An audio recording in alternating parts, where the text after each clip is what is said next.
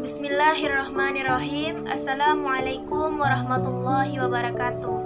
Perkenalkan, nama saya Siti Rahmah, NIM 1916010026. Saya berasal dari jurusan Ekonomi Syariah BP 19 UIN Imam Bonjol Padang. Pada video ini saya akan membaca dan mengulas sebuah hadis Nabi Muhammad SAW yang diriwayatkan oleh Abu Daud mengenai ancaman bagi pelaku riba. Namun, sebelum kita masuk kepada hadis tersebut, alangkah baiknya jika kita mengetahui dan mengkaji terlebih dahulu tentang riba.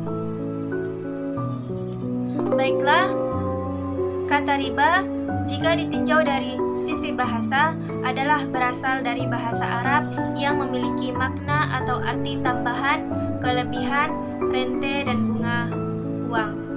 Secara syarak, menurut ulama Hambali, riba adalah merupakan suatu tambahan pada barang yang tertentu. Sedangkan menurut mazhab Hanafi mendefinisikannya sebagai sebuah tambahan yang tambahan tersebut tanpa ada imbalannya dalam transaksi antara satu harta tertentu dengan harta lainnya.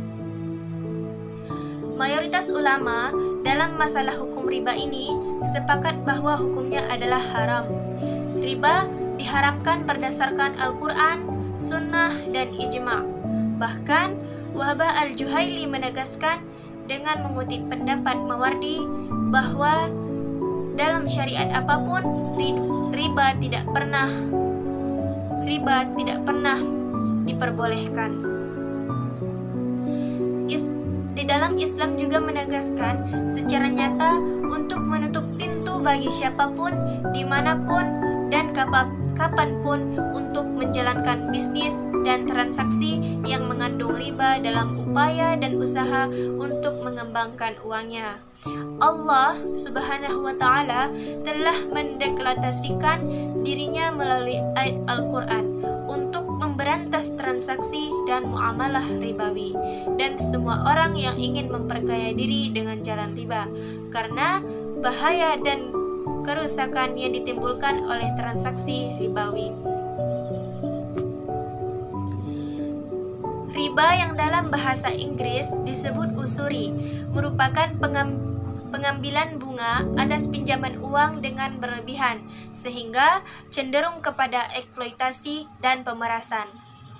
Menurut para ulama fikih, riba dapat dibagi menjadi 4 macam, yaitu yang pertama adalah riba fadl, yaitu tukar menukar dua barang yang sama jenisnya dengan tidak sama timbangannya atau takarannya yang disyaratkan oleh orang yang menukarkan.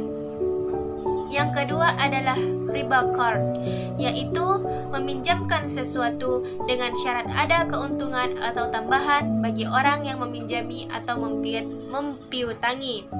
Yang ketiga adalah ribayat, yaitu berpisah dari tempat sebelum timbangan diterima. Maksudnya, orang yang membeli suatu barang, kemudian sebelumnya ia menerima barang tersebut dari si penjual. Pembeli menjualnya kepada orang lain. Jual beli seperti itu tidak diperbolehkan, sebab jual beli masih dalam ikatan dengan pihak pertama.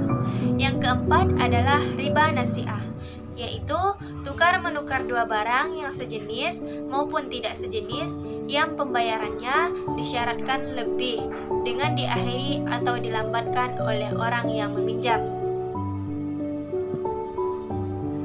Hadis tentang riba yang telah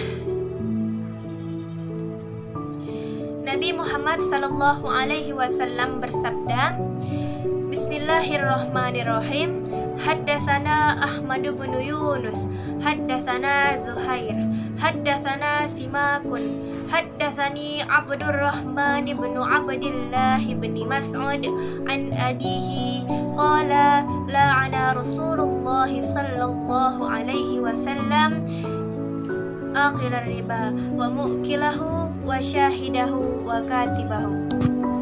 Artinya, telah menceritakan kepada kami Ahmad bin Yunus, telah menceritakan kepada kami Zuhair, telah menceritakan kepada kami Simak, telah menceritakan kepadaku Abdurrahman bin Abdullah bin Mas'ud dari ayahnya.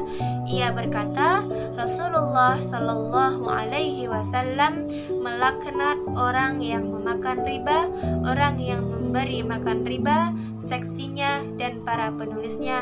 Hadis riwayat Abu Daud.